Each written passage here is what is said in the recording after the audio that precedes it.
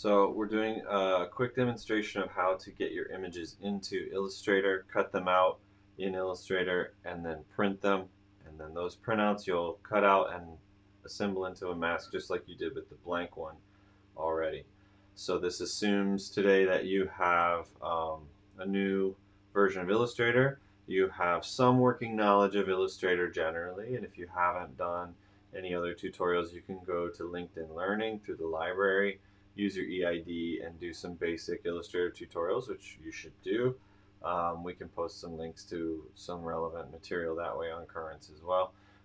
You have to download the template already, which all of you already have, and you have to have already taken the photos of your face and adjusted them as you need. Okay, so like color adjustments and things like that can happen either in Lightroom or Photoshop as you prefer.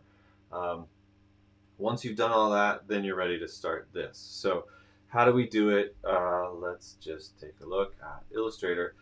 This is the template. I'll go ahead and close it and show you what you need to do. You go to File, Open, Super Basic, find wherever you put the template, and click Open.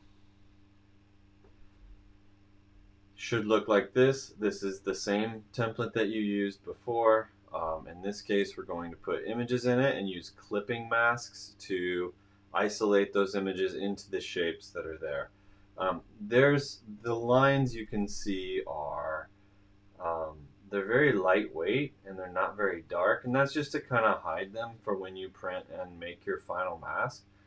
If you want to change some of them as you go before you print, you can do whatever you need to do, provided that you know where they all go. Like if you just wanted a tick mark here and a tick mark up here so that you don't see a line in your final mask, that's fine, but I'm going to leave that to you to sort out, okay, how you want to do that.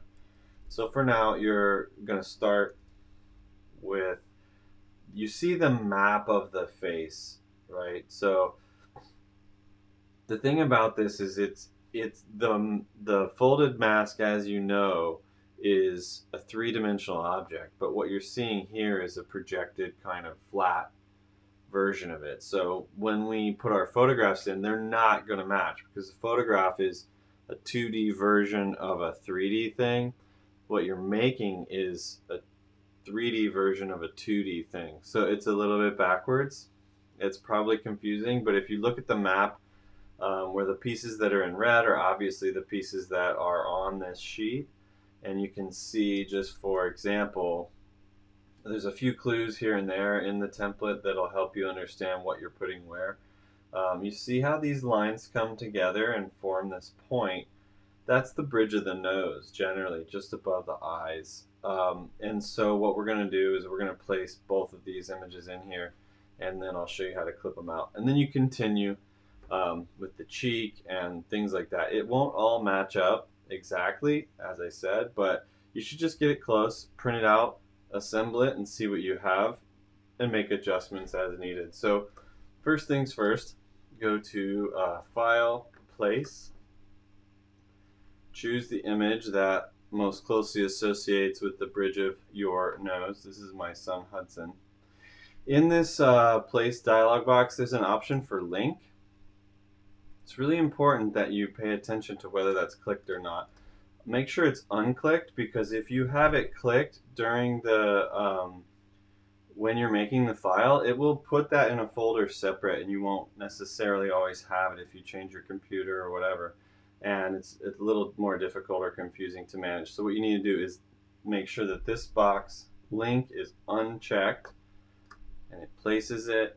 When it gives you the preview, as you see, there's a little preview next to my cursor. All I need to do is click once, and it drops it in there at full resolution. So whatever resolution you shot it at or saved it at, that's how it drops it in there, and you can adjust the scale then at that point to whatever you need. So it automatically puts it on top. So I'm going to move it to the back, which probably you can go to Object, Arrange, Send Backward, or Send to Back. But you notice there's a shortcut here, which is Shift Command left bracket, which is what I would do. And then immediately you can see that it's gone behind the lines that were there.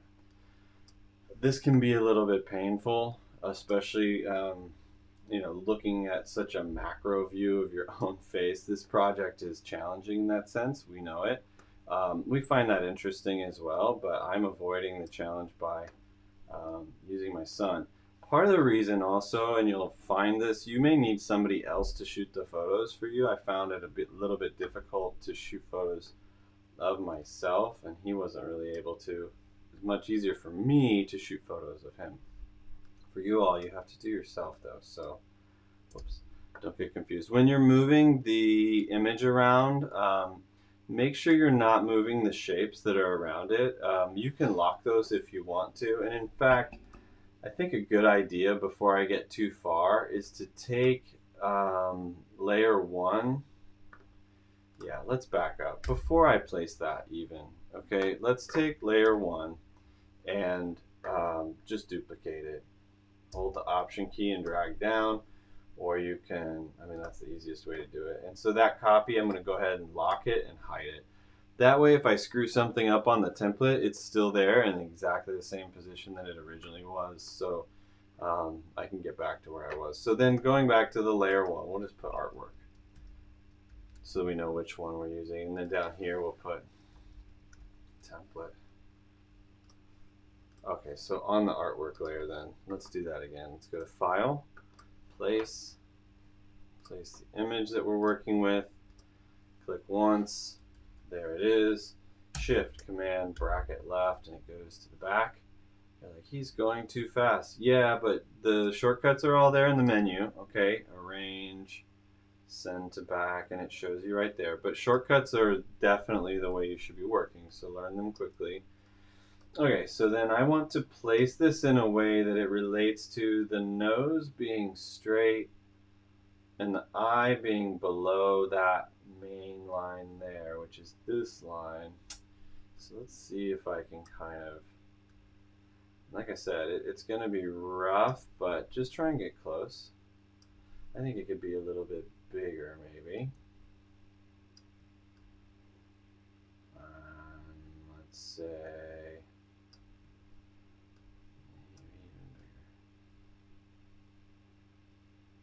I don't really want the eye itself to show. Maybe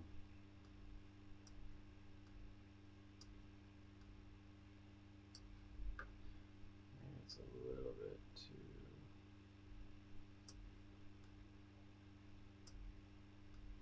So anyway, you spend a little time working on getting that to be where you want it. A little bit more. Yeah, I think that's gonna do it. Let's say like that, we're pretty good. We see that the eyebrow should be somewhere right around the second line, and it is somewhere right around the second line, so it's close.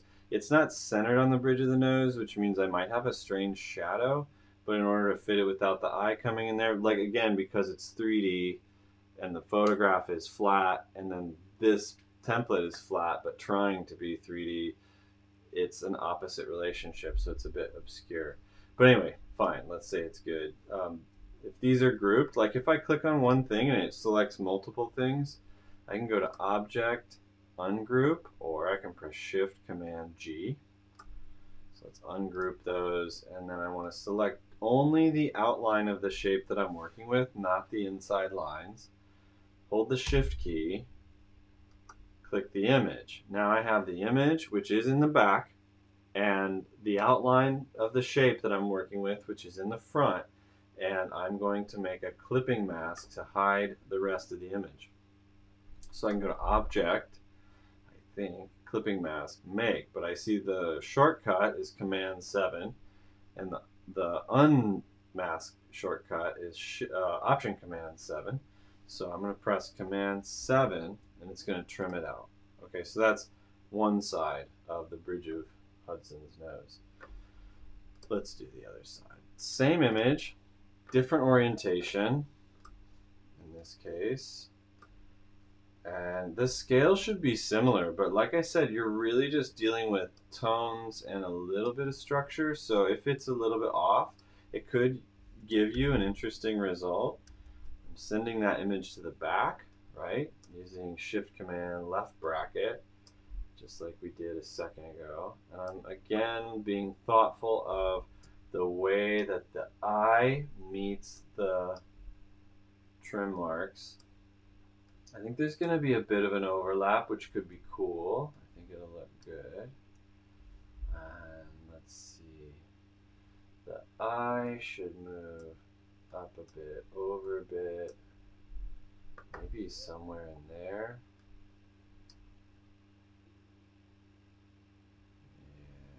Yeah.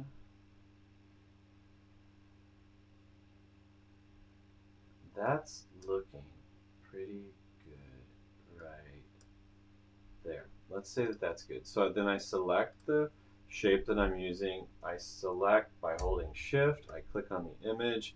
The image is behind. The shape that I want to cut it out with, like a cookie cutter, is on top. I press Command 7 and it trims it out. And so it's interesting, right? I know that this tab here is going to go back behind. But wait a minute. I don't see the dotted lines that I need to help me know how to fold. So if I click on the image that I just masked and I arrange it to go behind, I can go to Object, Arrange, Send to Back, which is Shift, Command, Left, Bracket. Shift, Command, Left, Bracket, and it goes behind. And now you can see the lines clearly enough, but maybe not so much that they'll be annoying when you fold up your final print. I don't really know. I mean, we haven't done a final print like this yet to see how dark the lines should be. So you'll experiment and then we'll have a look at it and see what you think. I know that this tab here, the, what did she call it? Anyway, the beveled edge, the beveled tab that's here, I know that that's going to go behind the other one, so I know that this edge here and this edge here is going to meet up. So I think probably this is a little dark here, so it'll look a little bit strange. Let's wait and see. So I might want to adjust those images. If I ever decide, like I'm like, yeah, I see that that's not going to work quite the way I want it. If I click on that clipping mask and I double click it, it allows me to move the image that's in the back in any way that I want. So actually, I'm going to scale it up just a bit. I'm going to move it over just a bit. It's in a way, it's kind of nice to see it like this too. I think maybe I'm just going to leave it like that. Let's say that we're happy with that. So we see we're in a clip group and artwork. If you want to go back one step, you click back one level. It even tells you with the tooltip hint. Or if you just want to go back to the main document, exiting out of all the editing groups, you just click on the gray bar and you're back to where you were. So again, this one needs to go Shift Command Left bracket to see the lines. And then we're ready to move on to the next image. Okay, so I'm not going to continue with this because I think it's pretty clear. But you'll do this with each of the different images for each different page. You have the temples and cheekbones. You have the cheeks themselves and whatever space we call this under the eye. And I think almost, you know, shading aside, I think if you're just getting flesh tones at a similar kind of scale placed in each of these places, they're going to look fairly legitimate. The trickiest part might be to make sure that you have an eyebrow where it's supposed to be. And then the lips could be a little bit tricky as well. So I think like when Professor Mesa and I have been discussing this, we're interested to see how you navigate it. So in the project, we've given you a method, we've given you material, we've given you the tool for production and the template to use to make the production. We've told you what the outcome is and how it will be documented to some extent in a photography scenario, and a little bit of cultural background and knowledge about what things we're thinking about while this project is happening. Okay, so where is the creative you in it? And I think a lot of your design decisions are in which images, how you shoot your images, which images you choose, what angles you use, and how you place them in there to create the sense of your face or a face It has to be you.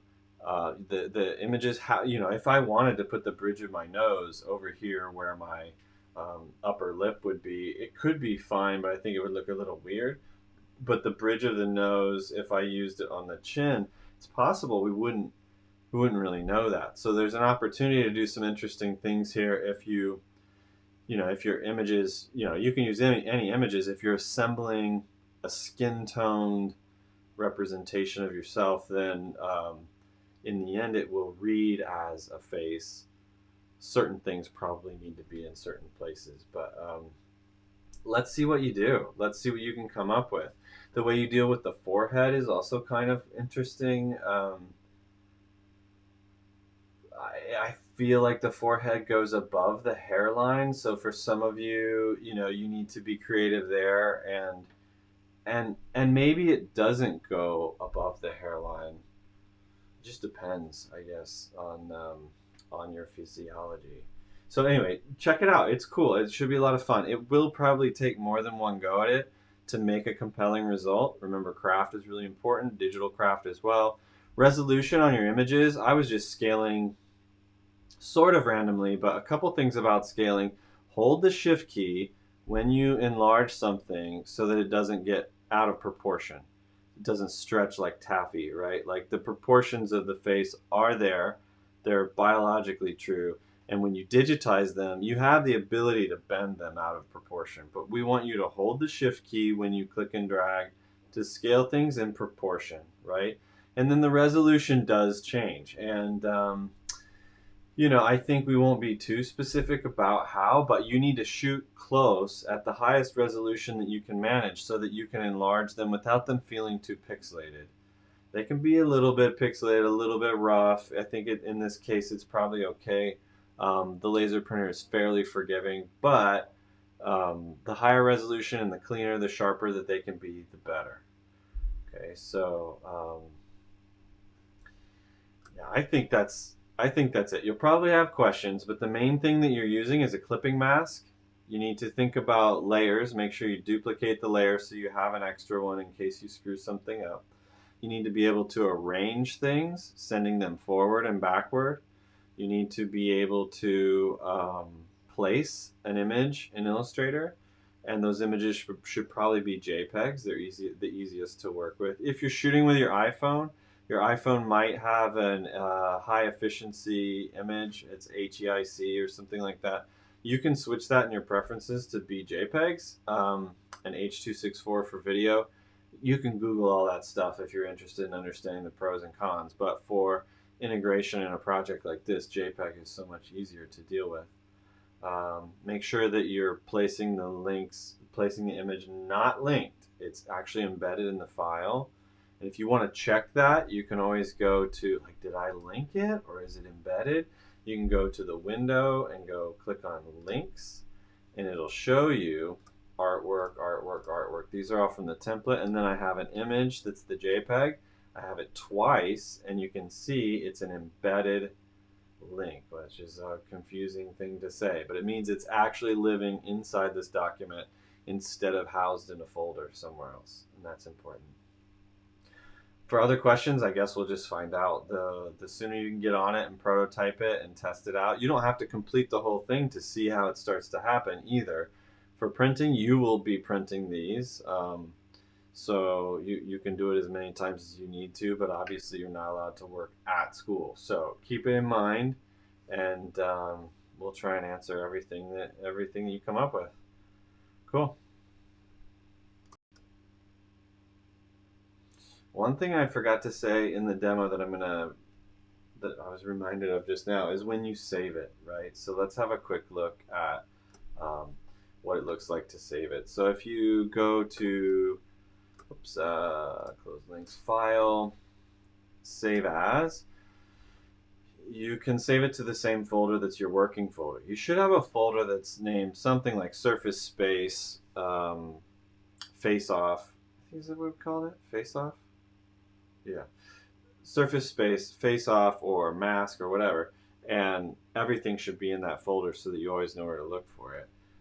Instead of Mask Vector Template, I'm going to call it Surface space, mask, um, let's say photos, and then my last name. Maybe you want your full name, but let's do NR Davis. I'll use my EID so it's easier to remember.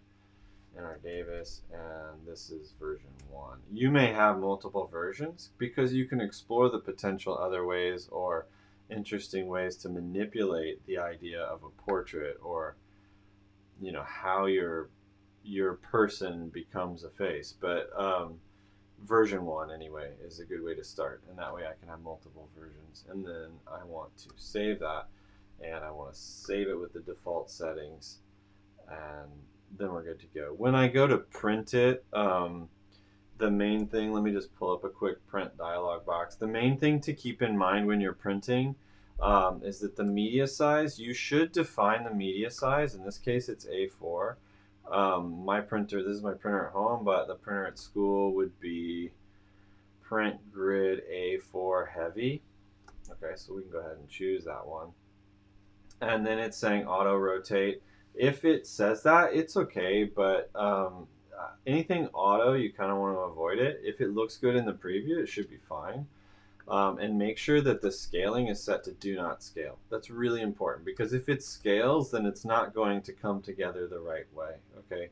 And for all kinds of projects that we do, scaling is done in the software when we're working, not in the printer afterwards. Scaling in the printer afterwards is really good for like a quick screenshot, coloring pages for your kids, a recipe, whatever you're doing, and it's nice to have the page nice and big. But in this case, our artwork, we're designing it at the scale we want it to be produced at, and that's something we have to keep in mind. So we say do not scale, and then we're going to go ahead and print it. Okay, I'm not going to do it right now because I'm not there to release the print job. Anyway, yep, those are the last things that I remember we should talk about. Okay, everybody, good luck.